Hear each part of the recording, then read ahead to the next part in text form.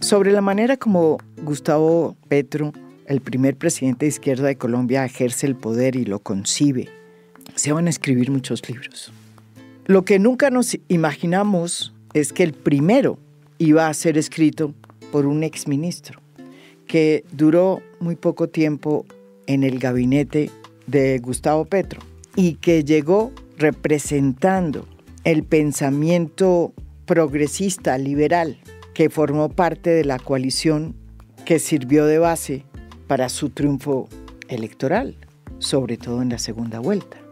No hay que olvidar que Gustavo Petro no fue elegido solo con los votos de sus huestes.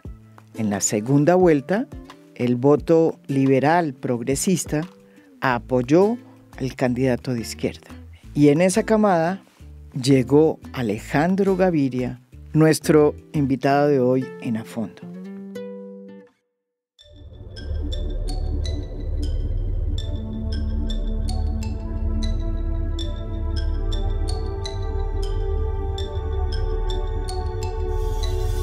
Alejandro ya conocía el poder desde dentro, porque había sido ministro por 8 años del gobierno de Juan Manuel Santos, un ministro exitoso que había logrado reformas muy importantes en temas cruciales como la reducción del precio de los medicamentos y la pelea por las patentes.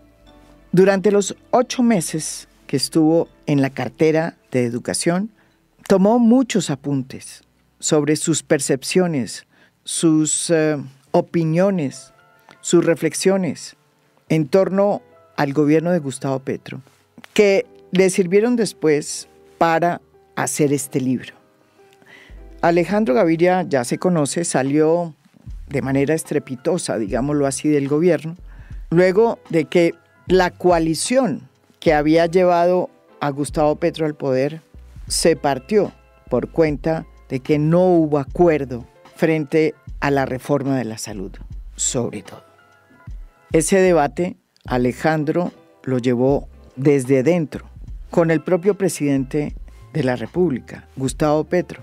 Y cuando se pensaba que iba a haber un acuerdo y que la reforma que iba a salir de salud tenía la base de un pacto con otros sectores políticos y sobre todo con varios de los ministros que representaban su gabinete, las cosas no se dieron.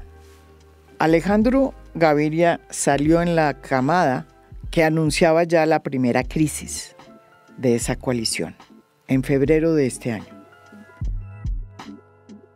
A las pocas semanas hubo una segunda crisis en la que salieron los demás ministros que representaban el mismo espectro político de Alejandro Gaviria y la coalición desapareció. Una vez fuera del poder, Alejandro volvió a releer su libreta y empezó a ver que podía escribir un libro en la tradición con que se escriben las memorias del poder en el mundo anglosajón, en donde efectivamente todas las personas que han formado parte del poder terminan haciendo sus memorias y cuentan todo. Sin embargo, es evidente que esa tradición anglosajona pues todavía no está muy afincada aquí en Colombia, porque a muchos les ha parecido este libro como un acto de traición. Un ministro que decide contar lo que vivió en el poder, lo que vivió bajo un secretismo que cobijaba su mandato.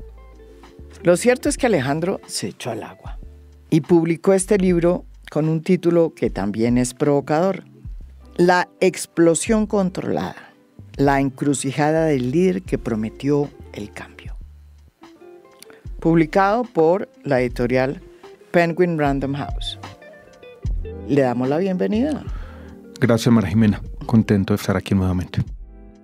Alejandro, usted sabía claramente que muchos iban a decir que si escribía un libro sobre sus vivencias como ministro, era también un poco hablar de cosas que usted no debería hablar, porque era ministro y los ministros pues no cuentan lo que sucede en los consejos de ministros y en las altas decisiones del Estado.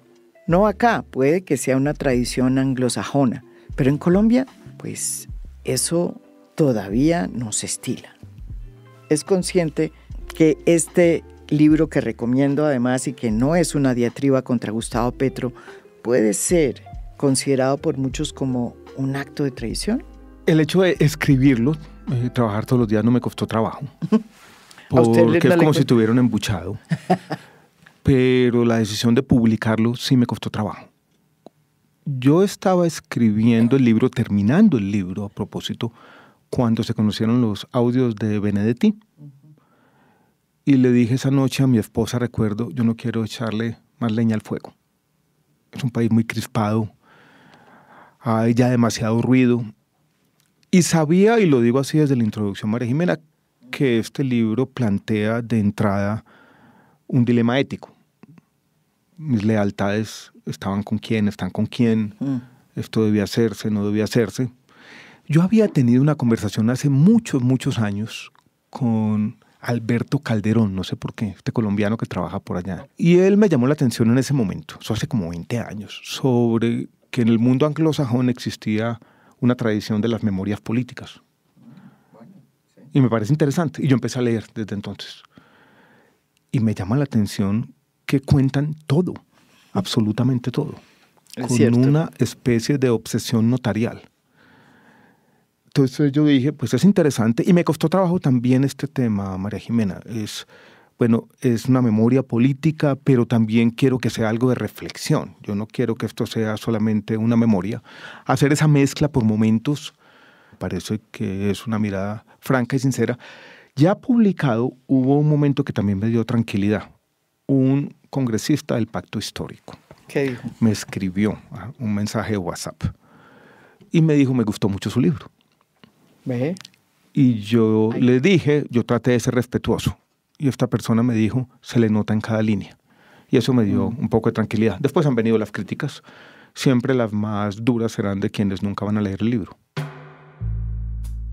La exministra Carolina Corcho, con la que usted tuvo serias diferencias en el gabinete por cuenta de la reforma de la salud, se leyó el libro y concluyó en una diatriba muy interesante que escribió, que era realmente un libro en contra del gobierno de cambio de Gustavo Petro. Realmente, y con toda la admiración que le tengo yo por Carolina Corcho, este no es un libro contra Gustavo Petro. Es un libro que invita a la reflexión sobre el ejercicio del poder y la manera como Gustavo Petro está planteando el cambio y que vale la pena leer. Carolina Corcho dijo eso, que era una diatriba contra el presidente, que degradaba el debate público. Yo no creo que sea así, no voy a entrar en polémicas innecesarias.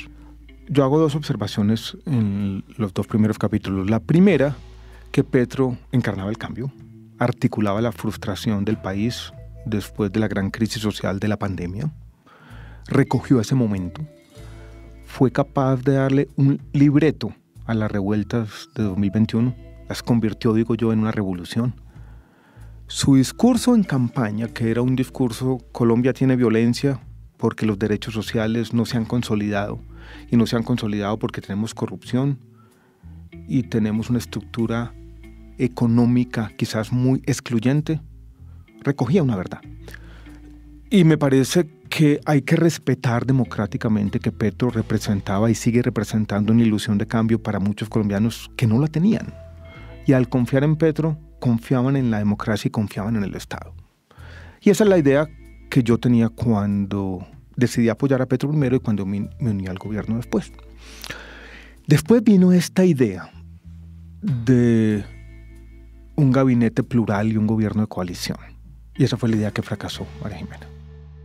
Usted en el libro se mete a analizar por primera vez el talante político de Gustavo Petro y para describirlo recurre a una teoría de Albert Hirschman que hizo hace ya más de 50 años, en la que dice que todos los líderes tienen siempre o manejan siempre dos funciones, la de la negociación y la de la agitación.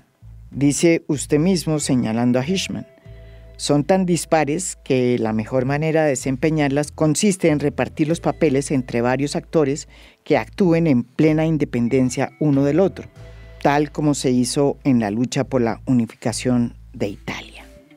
Según usted, y de manera apresurada, usted insiste que con Petro esa dicotomía la terminó ganando el Petro agitador y que por cuenta de eso es que no van a poder hacerse ni los acuerdos, que son carreta, como dijo usted hace poco, ni los cambios.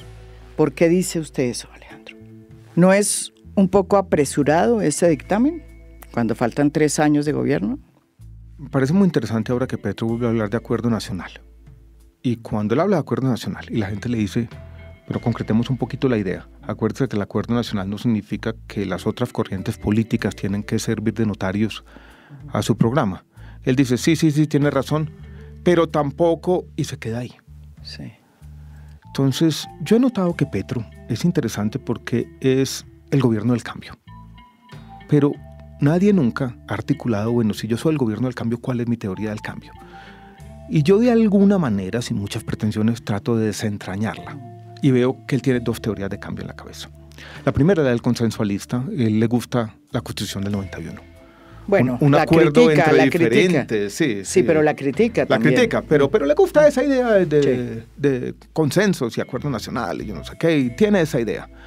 Es del M, es del M, el sancocho nacional. El sancocho nacional. Jaime Bateman. Esa le gusta, está ahí. Pero tiene otra que es la de sus luchas políticas. Y él dice, el cambio en el fondo es enfrentar unos poderes. El cambio es una lucha por el poder. El cambio es una lucha contra el poder oligárquico. Es lo que parece decir él. Y tiene las 2. Y es la segunda la que termina primando. Y fue esta idea que la otra fue perdiendo espacio, la que acabó con el gabinete plural, la que está acabando con el gobierno de coalición, la que lo va a hacer ineficaz a la hora de pasar las reformas y la que lo va a instalar fácilmente en una narrativa de no me dejaron. Ese poder que incluye los grupos económicos, los partidos tradicionales y los medios de comunicación, ese poder es el que yo lo tengo que enfrentar, y él, que tiene un poco de mentalidad paranoide, le da unos superpoderes a ese enemigo. En la entrevista que le hice hace poco al presidente Gustavo Petro, él me aclaró lo siguiente. Él me dijo que él había llegado era al gobierno y no al poder, porque el poder real lo representaban los poderes de facto, es decir, los poderes económicos. ¿Usted qué opina de esta visión de Gustavo Petro? En el sentido de que él es un presidente sin poder para hacer el cambio.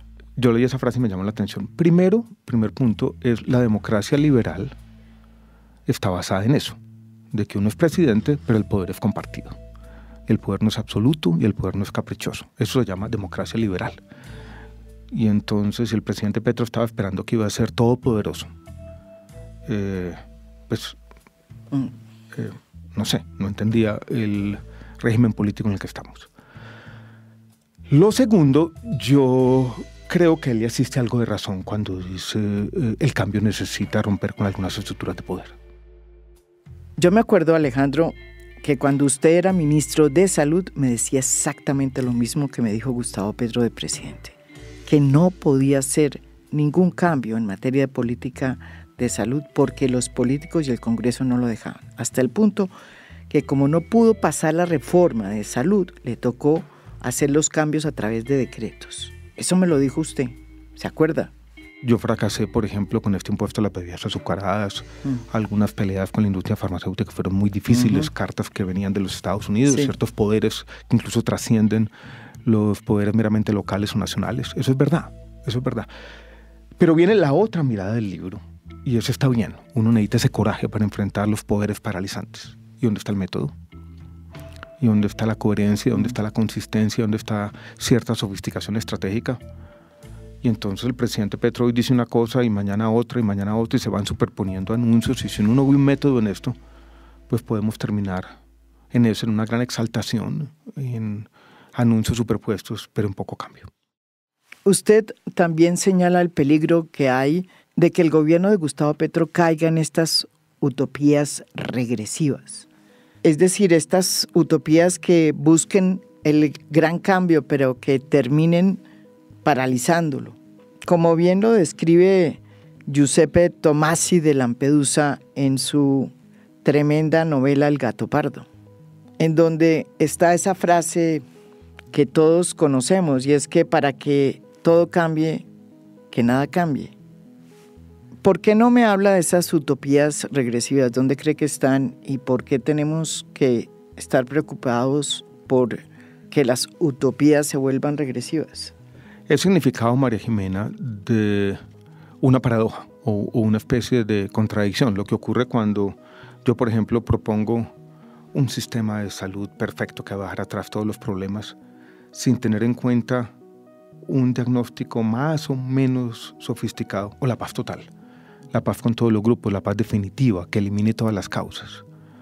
Y cuando uno busca ese ideal, esa utopía, y lo hace sin mucho método, eso puede llevar a un retroceso. O sea, y eso es lo que llama utopía regresiva. Es una frase que yo le oí, yo lo cuento en el libro, por primera vez a Felipe González, una persona de izquierda, centrista, podríamos decir. Bueno, pero fue un transformador. Sí, en su momento, sí, fue un como presidente, en España. Sí, estoy de acuerdo. Y eso, o fue un reformista democrático. Y en el fondo, María Jimena, yo veo que hay, pues tal vez en toda esta historia, un desencuentro. Yo, por muchas razones, uno por qué termina pensando en lo que piensa, por su vida, por los libros que lee, por lo que oye. Yo tengo una visión distinta a la del presidente Petro, que yo he tratado de decir de la siguiente manera. Usted lo confiesa aquí en el libro. La mía es más trágica. Yo creo, por ejemplo, que ciertos equilibrios sociales son precarios. Creo que hay una simetría en el poder. El poder para destruir es mucho más fácil. La destrucción es desenfrenada. La construcción sucede poco a poco. Yo creo que el cambio se da más fácilmente con reformas graduales basadas en consensos que con estas rupturas. Y el presidente Petro tiene una idea que yo respeto políticamente, muy fuerte, de la justicia. Él dice, vivimos en una sociedad injusta y tenemos que ser impacientes. Y hay una urgencia política, muchas veces desprovista de método, pero hay una urgencia política. Y me parece interesante porque la primera reunión que yo tuve con él, que fue en pandemia, en abril de 2021, me acuerdo que él había salido de un COVID muy fuerte que le dio en Italia, llegó, tosía permanentemente en esa reunión. Y esa reunión estuvo basada en una concepción que él tenía, y es, había que unir el liberalismo y el progresismo, estas dos visiones de cambio, la justiciera y la más aterrizada, que las dos tienen razón de ser. Yo no niego ninguna ni la otra. Había que unirlas para ganar las elecciones y para gobernar a Colombia. No me gusta que ahora en las declaraciones recientes él trata de decir yo actué ingenuamente. Eso me parece grave porque yo estoy respetando sus intenciones, siempre me han parecido genuinas, que él quiere el cambio de verdad. Y él, ¿por qué no respeta éticamente a quienes piensan distinto? Es decir, lo que usted está diciendo es que le parece injusto el calificativo que les ha puesto en algunas ocasiones el propio presidente Gustavo Petro a ustedes, a los ministros que venían, digamos, del progresismo liberal, a quienes los ha tachado en más de una ocasión como representantes del neoliberalismo. ¿Le parece que es injusto ese calificativo? ¿Y por qué? Yo rechazo la visión porque me parece injusta. Primero, muy injusta con José Antonio Campo, con Cecilia López y con Jorge Iván González, que fueron durante los años 90 opositores a las reformas de entonces.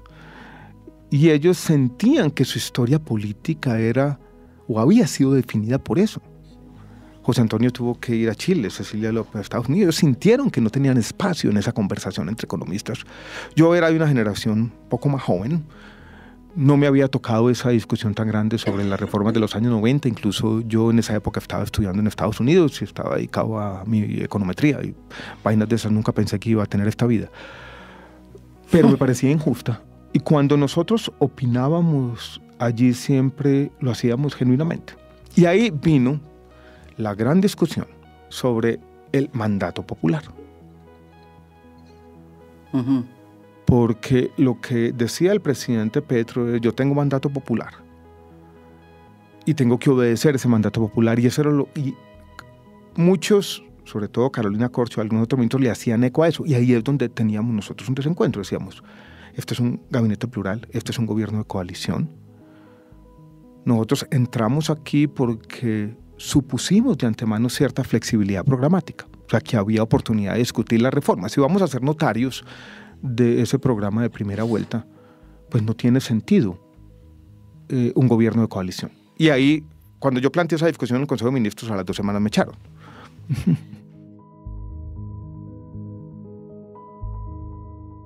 Una de las cosas que también me dijo Gustavo Petro en esa entrevista que yo hice sobre el poder y el cambio era que él estaba de acuerdo en hacer una coalición o un acuerdo nacional con otros sectores políticos ideológicos distintos al petrismo, pero que lo que no iba a permitir era que ellos terminaran arrodillándolo. ¿Alguna observación sobre esta frase? Él dice eso, y en eso tiene razón, pero yo lo puedo decir, María Jimena, y lo digo con toda sinceridad. Ni José Antonio Campos, ni Cecilia López, ni yo le estábamos pidiendo que se arrodillara. Es más, nosotros respetábamos el programa. Es más, cuando nosotros hablábamos de consensos, yo estaba renunciando a muchas de las cosas que creía. Yo decía, no es que el presidente tenga que hacer nuestra voluntad. Jamás creíamos eso. Y que él tenga que plegarse o adoptar ideas distintas a las que tiene. Pero tiene que haber cierto margen. Una de las cosas interesantes que tiene este libro es que, a pesar de que usted es bastante pesimista hoy sobre las posibilidades de cambio, un cambio que, según usted, no tiene todavía método ni consistencia, es que usted en esos 8 meses que duró de ministro sintió en algún momento dado la posibilidad de que ese acuerdo iba a darse. ¿Cuándo fue ese momento?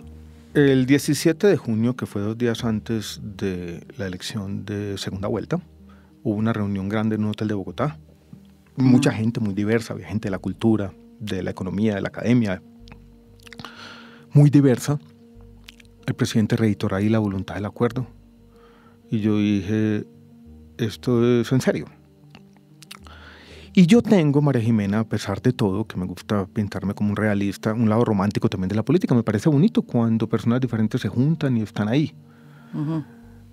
Durante la primera parte del gobierno, cuando se discutió la reforma tributaria y el presidente Petro ahí de la mano del ministro Campo, yo creo que lideró esa negociación. Eso salió bien. Muy bien, sí. Eso salió bien, y yo creo que el país tiene hoy una situación fiscal un poco mejor porque se hizo esa reforma a tiempo, en medio de las dificultades que ya se avecinan de la economía. Yo creo que eso fue bueno para la economía colombiana, esa reforma. Cuando se presenta la agenda legislativa en las primeras semanas de enero de este año, todo cambia. Todo cambia. Yo vi que todo cambia. Todo empezó a cambiar. Sobre todo con la decisión del gobierno del presidente Gustavo Petro de poner como primera discusión la reforma donde menos había consenso, que es la reforma de la salud. Esa decisión yo nunca la entendí. Y aquí es donde, María Jimena, hay un tema que yo tampoco nunca vi en el gobierno. Nunca hubo una discusión, no tenía que participar yo, pero estoy seguro que nunca hubo una discusión estratégica, sofisticada, de naturaleza política, sobre la secuencia de las reformas. ¿Cómo van? ¿Cuál es la estrategia que queremos hacer? Yo levanté la mano en algún consejo de ministros y dije, recuerden que este segundo semestre del primer año de gobierno va el plan de desarrollo, de una edición presupuestal, hay 3 reformas sociales, eso es difícil, ¿quién ha pensado en esto? Nadie pensaba. O sea, es un gobierno también desprovisto de razonamiento político. Es un gobierno que no tiene, por momentos, estrategia clara para asegurar una gobernabilidad y ser el gobierno del cambio. Uh-huh. Cuando el presidente decía, ya no lo dice, el cambio son las reformas o las reformas son el cambio. Yo decía, bueno, y si eso es así, ¿quién está pensando en cuál es la estrategia política? Porque pasar una reforma necesita una estrategia política, no la hay en el gobierno. ¿Usted qué opina de lo que ha sucedido después de que fracasó el acuerdo alrededor de la reforma de la salud y se hundió en el Congreso, dentro de la legislatura pasada, que es la más importante para un presidente porque es su primer año? Después han venido otros hechos, pero les recuerdo este último. la carta donde las EPS más importantes le dicen al gobierno que si no toman correctivos, en los próximos meses no van a poder seguir operando ni cumpliendo con sus compromisos, porque no les alcanza la plata que el Estado les da a través de la UPC, que es el valor que paga el Estado por cada paciente que tiene la EPS. Usted que fue ministro de Salud, que fue consciente de la situación tan complicada que tenían en ese momento por otras razones, por el recobro famoso de los medicamentos que no estaban en el POS, ¿qué opina de lo que están diciendo las EPS? ¿Y cómo puede el gobierno enfrentar este nuevo escenario? Es una discusión muy compleja desde un punto de vista técnico, María Jimena, porque todos tienen un poco de razón. Cuando dice el gobierno, mire que la UPC el presidente dijo aumentó 16%, pero del otro lado dicen las EPS, cuidado que aumentó 16% fue porque hubo muchas inclusiones, nuevos medicamentos y procedimientos que entraron, y la inflación con la que se calculó fue apenas del 4%, 4 algo, y creció tanto porque hay inclusiones. Además, la demanda de servicios ha aumentado de una manera que era imprevista por incluso las repercusiones del COVID. Además, hay una demanda transitoria de servicios porque la gente tiene temor a la reforma. Además, hay unas deudas que vienen del pasado por algunos medicamentos por fuera del plan de beneficios. Entonces, la situación es difícil. Pero yo creo que todo esto es una anticipación a un debate. Dados esos problemas financieros, cuando se haga un corte de cuentas en la Superintendencia de Salud, se va a encontrar que estas EPS, que son las EPS más grandes y más importantes del régimen contributivo, no van a cumplir con algunos de los requisitos financieros, en reservas técnicas, en capital mínimo y en patrimonio adecuado. Eso viene de un decreto que yo firmé de habilitación financiera siendo ministro de Salud, que fue un decreto que modernizó el sistema de aseguramiento en el país. Para evitar, me acuerdo... Para evitar las desviaciones estilo Saludcop. Si eso es así, en cualquier momento el superintendente podría decir, no se cumplen, chao. Entonces yo creo que esto está anticipando esa discusión. A mí me han criticado muchas veces porque yo decía, yo era muy flexible con esas condiciones. Es que, María Jimena, los problemas financieros... Yo me acuerdo con Saludcop, todo lo que hizo usted que se demoró. No, es que eso es muy difícil. Pero se demoró mucho, se demoró mucho esa intervención, se alargó mucho en el tiempo. Pero más allá de Saludcop, los problemas financieros de los sistemas de salud en todo el mundo. Los sistemas públicos y privados están quebrados porque los medicamentos aumentan a un precio que no es sostenible, porque la población está envejeciendo, porque las demandas sociales son cada vez más grandes. Y este es un problema crónico que no va a resolver ningún sistema de salud y requiere un manejo, requiere una conversación, requiere una atención permanente. Y aquí nos fuimos a dar el debate de la reforma y olvidamos ese manejo.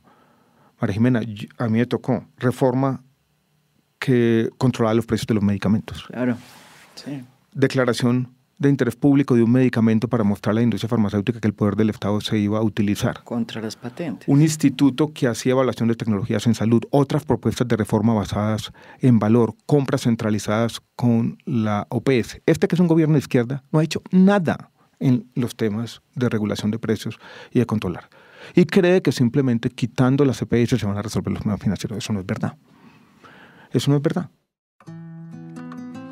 Usted también dice aquí en el libro que uno de los problemas que consideró usted más complicados de la propuesta gubernamental en torno a la salud es que en el fondo lo único que les interesaba era quitarle el dinero a las EPS para que se centralizara su manejo en el ADRES, que lo demás les tenía sin importancia. ¿Usted cree que esa era realmente el objetivo de esa reforma? ¿Usted sí cree realmente que a Gustavo Petro no le interesaba ampliar el servicio a los territorios, cosa que las EPS de alguna manera no estaban haciendo? Yo creo que ellos conciben este problema no como un problema complejo, sino como un problema de poder. También es un problema de poder. Y el presidente Petro y algunos de sus ministros desconfían profundamente de las alianzas público-privadas. Yo entiendo que es problemático que la prestación de un servicio social tenga participación privada y pueda haber utilidad. pero los sistemas públicos no resuelven nada. Incluso hay muchas contradicciones. Ellos ahora están peleando con una EPS del régimen subsidiado en Antioquia, Sabia Salud. Pues en el fondo es una empresa pública. Capital Salud aquí es pública, la nueva EPS es cuasi pública. Bueno, Compensar es una caja de compensación que es cuasi pública. No es que tenga pues un gran apetito de un pulpo financiero. Usted acaba con Compensar aquí en Bogotá 25 años de aprendizaje, que no es, vuelvo y repito, un gran pulpo financiero y crea un problema grandísimo simplemente por un sesgo ideológico, sin sentido, una ausencia de pragmatismo, una ausencia de entender cuáles son los problemas verdaderos del país, es generar problemas sin sentido. Pero mire que las cosas se están arreglando sobre la marcha. Ya ha habido 2 reuniones en Palacio y el gobierno les prometió a esas EPS darles 10 billones de pesos extra. O sea, mal que bien, se está logrando un acuerdo. Si el gobierno no toma en serio este problema, puede haber una crisis de atención en salud muy grave en Colombia. En Colombia hay decenas de miles de pacientes de cáncer y mañana no empiezan a recibir su tratamiento. Eso es algo que la sociedad no resiste. Y no se puede decir que el sistema no funciona para nadie, porque eso es una gran mentira que también. O sea, como hoy en estas democracias mediatizadas del siglo XXI, todo en las redes sociales, entonces generan tendencias y ponen a un montón de influencers hoy pagados con recursos públicos a decir que el sistema no sirve para nada. Eso no es verdad. En su libro usted también aborda un tema que Gustavo Petro planteó como un gran cambio. Desde que estuvo en las Naciones Unidas, recién posesionado como presidente, y habló del fin de la política contra las drogas, de la política prohibicionista, y anunció la necesidad de una nueva política, de un cambio profundo en ese campo. Según usted, desde que se pronunció ese discurso, que fue un discurso muy importante ante las Naciones Unidas, Gustavo Petro le debe todavía al país ese cambio en materia de política de drogas. Usted incluso dice que a falta de una política nueva, lo que ha hecho Gustavo Petro es utilizar su Twitter como ningún otro presidente para anunciar todos los días grandes incautaciones de cocaína, cosa que muy pocos presidentes habían hecho hasta entonces. ¿Alguna reflexión? Lo digo por lo siguiente. Hay como 3 cosas que uno podría decir porque no hay todavía una claridad como de los énfasis. Primero, un énfasis en la interdicción. Y el presidente Petro creo que ha sido el único presidente en la historia del mundo que pasa todas las semanas mostrando decomisos de cocaína que haya. O sea, es cierto. Entonces, una cosa extraña, pero bueno, sí. lo muestra y lo muestra y lo muestra y lo muestra. Cierto. Segundo, él ha dicho que se necesita una política de desarrollo en las regiones y hace un argumento que de un punto de vista teórico puede tener sentido, pero que en la práctica es mucho más difícil, y es: necesitamos reforma agraria para llevar oportunidades al campo, y eso va a ser nuestra forma de tener desarrollo alternativo, buscar oportunidades. No sé. Yo estuve con él en el Tarra. Ahí en Catatumbo. En el Catatumbo, en una reunión de cocaleros. Y él planteó por primera vez una política ya distinta y dijo algo que a mí me pareció que tenía sentido. De hecho, lo ha planteado. Es muy distinto. Mientras no tengamos alternativas, nosotros vamos a parar la erradicación. Y cuando él planteó eso, yo dije, yo estoy de acuerdo con esta idea, pero ¿dónde está la política pública? Si yo quiero hacer eso, yo necesito definir, bueno, ¿cuáles son las familias? Las voy a inscribir a todas en un programa. Tengo que hacer una línea de base. Tengo que decir, una cosa son los cultivos industriales, otros son los locales. Como yo hago una línea de base, yo puedo permitirles a algunas familias algunos cultivos de uso ilícito por un tiempo, pero si se mantienen el mismo tamaño. Esto es una política pública. Se lanza la idea ese día y la política pública no aparece. Y ahora está con la idea del fentanilo. Él tiene una teoría que está emergiendo de su mente, que me parece un poco extraña, y es que la demanda por cocaína en Norteamérica está disminuyendo rápidamente. Pero eso es verdad. No tanto. Se ha mantenido constante, incluso el fentanilo y la cocaína pueden ser complementarios. O sea, el fentanilo sí es un problema de salud pública mucho mayor que la cocaína, pero la demanda por cocaína en los Estados Unidos no se ha derrumbado. Pero él dice, como se ha derrumbado allá, y está creciendo en Brasil, está creciendo en Australia, está creciendo en Europa, las rutas del narcotráfico van hacia el sur del Suramérica, y entonces es como si este problema fuera a desaparecer de Colombia, ya está yendo para... Y nos vamos a librar por el fentanilo del problema del narcotráfico, y eso significa la paz de Colombia. Y es como, uy, nos salvamos. Eso es carreta. Eso es carreta. ¿Por qué dice que es carreta? Es verdad que el consumo de cocaína ha bajado en Estados Unidos, no lo suficiente, pero el precio sigue igual. Eso estoy de acuerdo. Es carreta por dos razones. La primera, porque las últimas cifras que yo conozco muestran que la demanda por cocaína en los Estados Unidos se ha mantenido más o menos constante durante una década. O sea, no estamos viendo un derrumbe. Sí hay un problema mucho más complejo con el fentanilo allá, que nos abre oportunidades de tener una conversación mucho más productiva con los Estados Unidos, como está ocurriendo. Pero eso es lo primero. Y lo segundo, María Jimena, porque hay, y este es un argumento un poco más complejo, lo que los físicos llaman histéresis. Si así se fuera el narcotráfico mañana de Colombia y desapareciera la cocaína, esas organizaciones criminales están ahí. Y esas organizaciones criminales derivan su poder del control del territorio. Entonces ahí tienen la minería ilegal, tienen el tráfico de personas, tienen la captura de recursos estatales, va a aparecer otro tema. Y esto, para mí, y la semana pasada lo dije, plantea un tema muy difícil. Y es, así se logren más o menos acuerdos en la paz total con el ELN y con algunas organizaciones criminales. El problema de la violencia en buena parte de la periferia de Colombia es un problema complejo que no va a desaparecer de manera inmediata con la paz total. Entonces tenemos que pensar en esto como el gran desafío de desarrollo de Colombia para la próxima generación y darle como esa mirada más amplia. Usted habla también de que la paz total podría encajar en esa teoría que usted plantea o en esa caja que usted mete muchas cosas de este gobierno regresiva. Que es correcto, de las utopías regresivas. ¿Por qué lo dice? Porque si no se hace bien y si el Estado pierde capacidad de controlar estas organizaciones armadas, y vemos lo que está ocurriendo en algunas regiones del país donde ya están carnetizando a la población y donde se comienza a ver una pérdida mayor del control territorial, el asesinato de líderes sociales, ya son 400 los excombatientes de la FARC asesinados. O sea, nosotros tenemos una serie de razones, todos los colombianos, para estar preocupados por el tema de la violencia otra vez. Y la paz total parece ser todavía, pues, una ilusión. Al final del libro usted confiesa, Alejandro, que entre usted y el gobierno de Gustavo Petro y el propio Gustavo Petro hay una distancia muy grande en cuanto a lo que significa el cambio. Que el cambio para usted significa una cosa muy distinta que para Gustavo Petro. Y que mientras usted considera el cambio un encuentro entre las posibilidades y las necesidades, el presidente Gustavo Petro siempre busca el plan ambicioso, mesiánico, que no deja de ser admirable, pero que termina siendo muy difícil de acometer.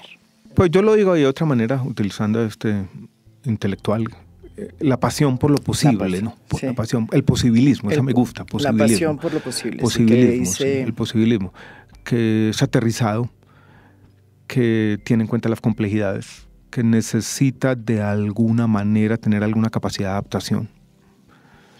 Pues es la idea que yo tengo del cambio. Aquí no hay una sola vía, esto es difícil. Pero ¿no le parece que también Gustavo Petro es un político muy difícil de leer?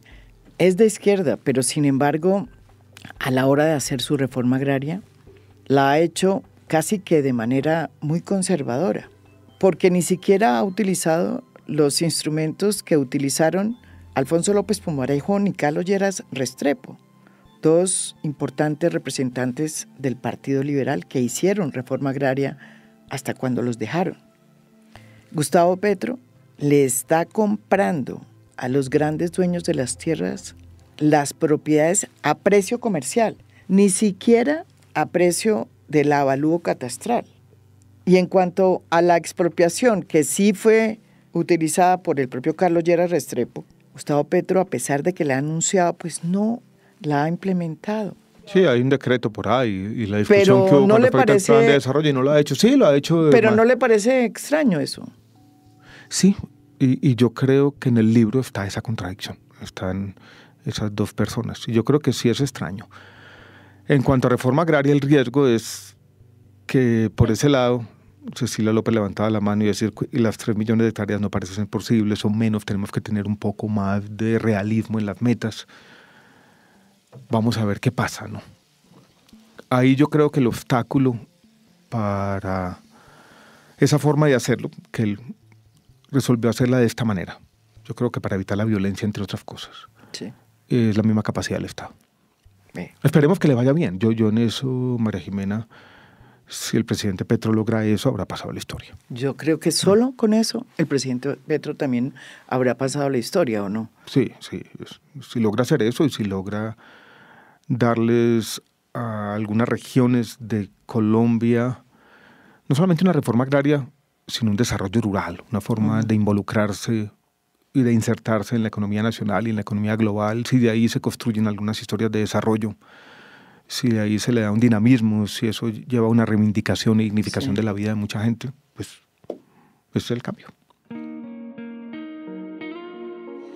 Usted también dice que uno de los riesgos que corre este gobierno y el país es que nos termine pasando lo que sucedió en la novela El gato pardo de Lampedusa, una novela que habla sobre el cambio y sus trampas, como dice usted en el libro.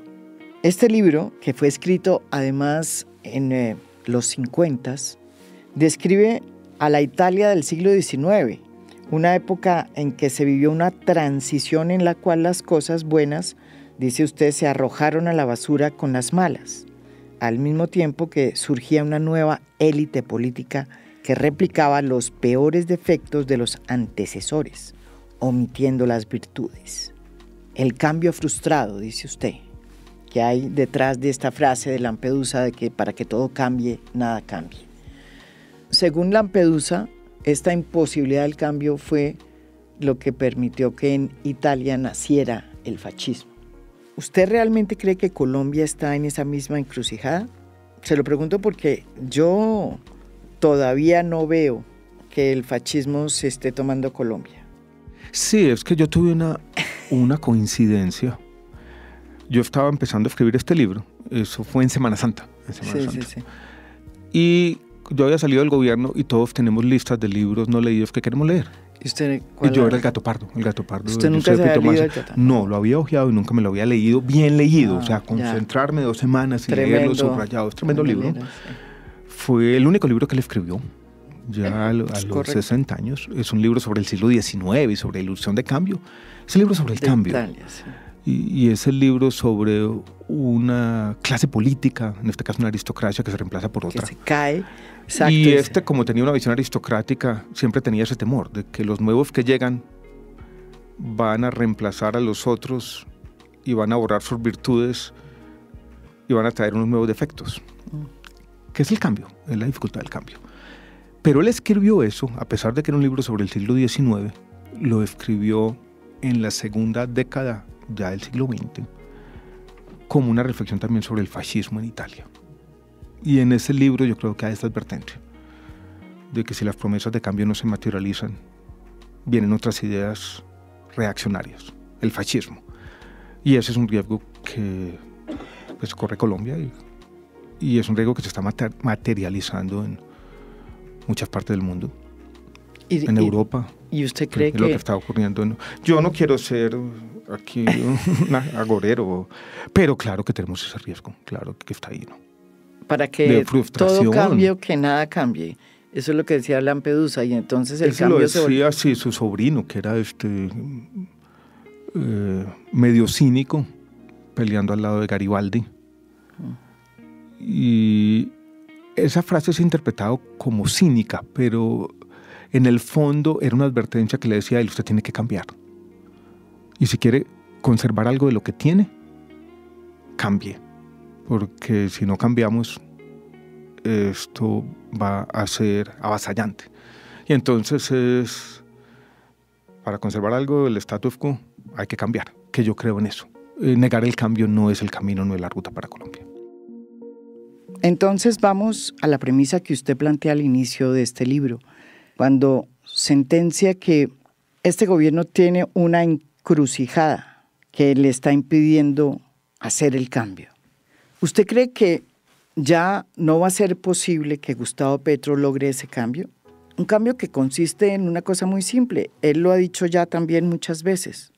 El gran cambio es la erradicación de la violencia de la vida nacional, para que la vida sea sagrada, como dice él en sus discursos, para que se rectifiquen las desigualdades que ha producido la guerra. ¿Usted no cree que ese cambio puede ser posible? Tú me hiciste una pregunta al comienzo, si el libro era prematuro. Y yo digo que no, porque yo pude haber escrito este libro en 4 años. Y en 4 años hubiera sido una autopsia, ¿no? Y no es prematuro porque en el fondo, ahora lo pienso así, por primera vez quizás, era una advertencia. Porque yo creo que ese cambio está en veremos. Y con lo que tenemos hoy, ese cambio está aplazado. Y la posibilidad de un cambio no parece tan cierta. Ese es el mensaje un poco que está en el libro. Es una advertencia. Y yo creo que así lo podría leer alguien en el gobierno también. No solamente como oposición, sino como es un llamado de atención de alguien que estuvo adentro, que con, ¿cómo llamámoslos? Con escepticismo, pero también con ganas de aportar. Pasó 7 meses en el gobierno del cambio y salió porque ocurrió este desencuentro político. Y entonces vuelvo y le hago la pregunta. Cuando uno plantea este tipo de cosas, la respuesta que uno obtiene del propio presidente Gustavo Petro es, a ver, pero es que el problema es que las élites políticas no quieren el cambio.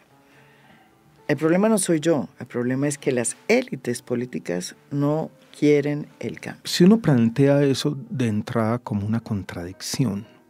Tiene algo de razón, debo decir. Tiene algo de razón. Porque pero eso eso entraña un peligro, María Jimena, y es que el presidente Petro diga, listo, el cambio no fue posible, yo de alguna manera me voy a contentar con una historia política, con un relato. Y es, de nuevo, no me dejaron ni los grupos económicos, ni los medios de comunicación, ni los partidos tradicionales que están amangualados. Se necesita algo de parte y parte, y es de nuevo la discusión sobre el acuerdo nacional. El cambio no es solamente que haya unas élites oponiéndose. Hay un gobierno que tiene esa posibilidad verdadera, a pesar de todos los problemas. Y como se están haciendo las cosas, esa es la advertencia del libro, probablemente el cambio no va a ser. Una de las cosas que me sorprendió del libro es que usted evitó tocar un tema que ahora se ha puesto de moda y que tiene que ver con las, digamos, condiciones personales de salud del propio presidente Gustavo Petro. Él ya dijo en una entrevista que no tenía ningún problema de salud y que sus continuas fallas de asistencia tenían que ver con el hecho de que tenía una agenda sobrecargada. En fin, usted decidió no tocar ese tema. ¿Por qué? 3 cosas, María Jimena. La primera, yo de manera deliberada, y así lo insinué en la introducción del libro, dije no me voy a meter en ese tema. Creo que yo lo digo de esta manera, abro comillas, voy a ser prudente. La segunda, yo soy un liberal y los liberales creemos que hay un ámbito de la vida privada que debe respetarse para cualquier ser humano. Y que parte de la civilidad en la política es respetar eso. Y yo creo en la política que de alguna manera se autoimpone esos límites, que me llaman los límites de la decencia. El único tema que me parece que sí debería tener una respuesta más clara por parte de Presidencia de la República, no necesariamente el presidente, es el tema de ciertas ausencias, porque ya son muchas. Creo que la silla vacía hizo una aritmética y eran 85, y yo creo que eso sí merece una respuesta más clara, más precisa. El tema de la salud del presidente, cuando a mí me preguntan, yo siempre digo, no sé, y no me quiero meter en ese tema. Yo fui ministro de Salud y paciente de cáncer y me tocó eso, porque si uno es ministro de Salud y es paciente de cáncer y tiene el mundo encima, tiene que publicar su historia clínica y tiene que estar ahí, y todo el mundo me preguntaba en la calle, y era difícil. Era difícil, pero yo decidí en ese momento ser completamente abierto. Esto es desnudarme. Yo contaba todo. Hasta si tenía mareos y aquí, allá. Pero era mi forma personal de lidiar con ese problema. Yo no lo hice como una estrategia política. Yo lo hice porque esa forma de catarsis me sirvió a mí. Pero yo respeto a las personas que quieren mantener lo privado en un ámbito privado. Usted también toca en este libro la ambición que tiene Gustavo Petro y que se le nota de ser no solamente el primer presidente de izquierda en Colombia, sino un líder regional. Sin embargo, usted también anota cómo, debido a esa incapacidad para estructurar el cambio, pues ha ido perdiendo ese liderazgo. ¿Por qué cree eso? Yo acompañé al presidente Petro en Nueva York, eso fue en octubre del año 2022, a su famoso discurso Colombia, la tierra de la belleza ensangrentada. Sí, que fue un buen discurso, discurso me pareció, con algunas expansiones líricas, algunos excesos en la historia épica que estaba tratando de contar. Y yo me di cuenta después del discurso, en las conversaciones que tuvimos, que el presidente Petro estaba contento. Y yo creo que era un discurso que él sentía que se había preparado toda la vida. Y yo creo que él sí tiene esa aspiración, tiene esa pretensión, tiene ese deseo personal, respetable, de ser un líder global. Y él siente que al interior de la izquierda latinoamericana, él se distingue de los otros líderes porque él tiene una conciencia ambiental de verdad. Y él está dispuesto no solamente a enunciarlas, sino a hacer las cosas que se necesitan. Pero yo creo que después de Naciones Unidas, al presidente le ha faltado como estrategia. Y algunos de sus discursos son un poco incoherentes. Uno que dio por allá en la Universidad de Stanford, ya demasiado, ¿no? Y yo creo que le ha faltado decir, bueno, yo voy a proponer 2 o 3 cosas. Él está con este tema de cambiar deuda por bosque y aquí y allá. Pero si yo fuera él, ya estaría con un grupo de asesores trabajando y aterrizando esa idea, no enunciándola en discursos más o menos reiterativos, sino aterrizándola, vuelve sobre lo mismo, como la falta de un poquito de método. No le fue bien en Brasil, me parece, que sus ideas no tuvieron eco.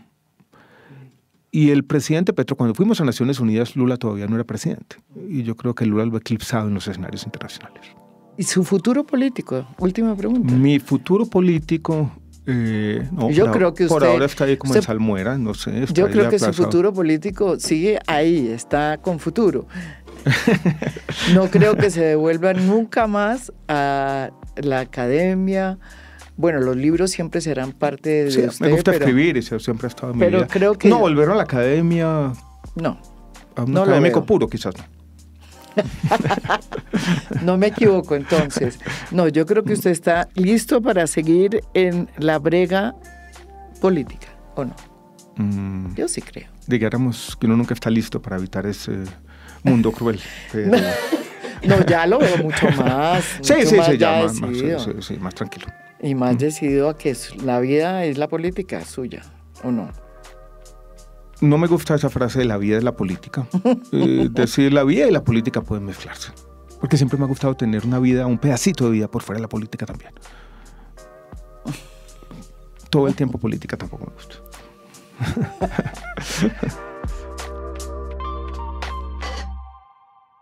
Esto es A Fondo. Mi nombre es María Jimena Duzán.